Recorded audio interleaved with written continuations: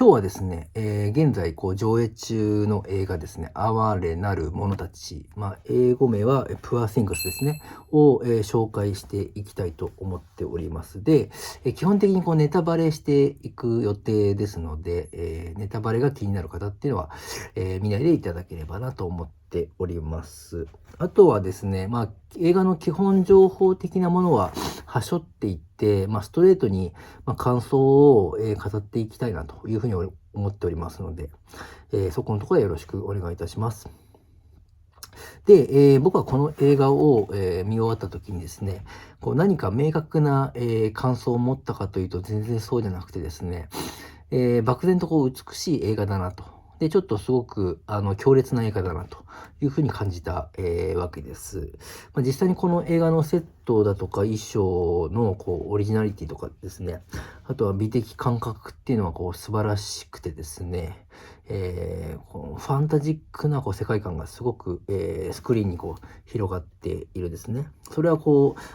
例えばベス・アンダーソン監督の作品に通じるようなすごく箱庭的な美しさっていうのをすごく魅力的でしたね。で、あとはその強烈なところというとですね、エマ・ストーン演じるベラの力強さというか、無垢なところと、あとはマーク・ラファロが演じる、ダンカンのなんていうんですかね、親父特有の気持ちの悪さはすごく強烈で、ちょっとスクリーンから思わず目をそらしたくなるシーンっていうのは、何回かあったかなと思っております。で、作品についてちょっと、後々、考えたりですね、他の、人の、感想だとかを、見たりですね、そういったところで自分の中でちょっと構築していったものをちょっと喋れればと思っております。で、この映画は予告編を見てもほとんどわからなかったんですけども、性描写のシーンがすごく、多いんですね。ベラのマスターベーションのシーンから始まってですね、ダンカンとの、性行為でパリに行って、商館で働くことに、なるんですけども、そこでの、客との性行為と、そういった、性描写がですねすごく時間が割かれているわけです。ただそこにエロティシズムみたいなものはあまり感じられなくてですね、性行為がですねスポーツのように描かれていてですね、エマ・ストーンの演技っていうのはまさにスポーティーな、感じなわけです。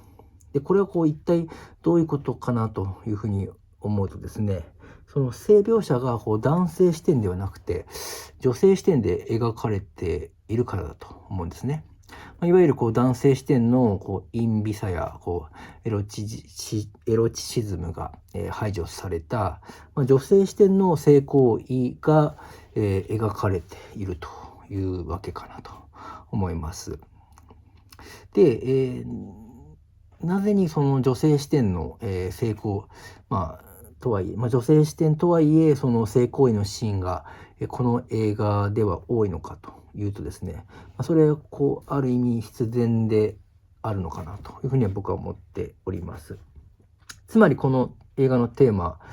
大きなテーマとしてですね、女性の性の解放が、あるからだなというふうには思っております。で、この映画は、そもそも、女性解放をテーマとして、いてですね、そうであることはなんとなく、映画を見るとわかるんですけれども、例えば客席で出会った妙齢の婦人に、哲学書を、勧められてですね、ベラがですね、それを読んで学んでいったりですね、でパリで商館として働いていた時にですね、社会活動の集会に参加したりですね、あとはビクトリア時代、その生まれ変わる前の、時の、元夫にですね反抗してですね、逆に最終的に支配してしまったという、シーンが、出てくると、そういった女性解放を示唆するような、シーンがこの映画の後半で多く出てくるんですね。ただ、その中でも性描写のシーンが多いのは、最初はあんまり理解できなかったんですね。で、スタッフを見てみるとですね、プロデュースにですね、主演のエマ・ストーンがこう名を連ねているということを、知ったところでですね、これはこう彼女なりのメッセージが、含まれているんだなということをなんとなく思いました。で、エマ・ストーンっていうのはですね、度重なるこうハリウッドでのこうセクハラ行為に対してですね、再発防止に、向けた制度づくりとかですね、被害者の救済などをこう進める、新たな取り組み、タイムズアップ、もうおしまいの意味なんですけれども、そういったこう運動を発足させるとかですね、すごくこう女性の、性についての、運動をしていたということなんですね。で、そういったこうエマ・ストーンが、性描写にあえて挑んだっていうことは、つまり、この映画で、一番言いたかったのは、女性の性の解放なんだという、ことにこう腑に落ちたわけです。日本でもこう未だに、芸能界での、女性蔑視的な性の問題ってなかなか、消えていかないかなと思うんですね。で、欧米でも同様に、女性の性の解放っていうのはなかなかまだまだされてないのかなというふうに思って、います。女性からこう性を語るっていうことはまだまだタブーだと思いますし、下ネタをも言いづらいと。それをこう男性同様にこう自由に語られるような雰囲気になればいいのか、それ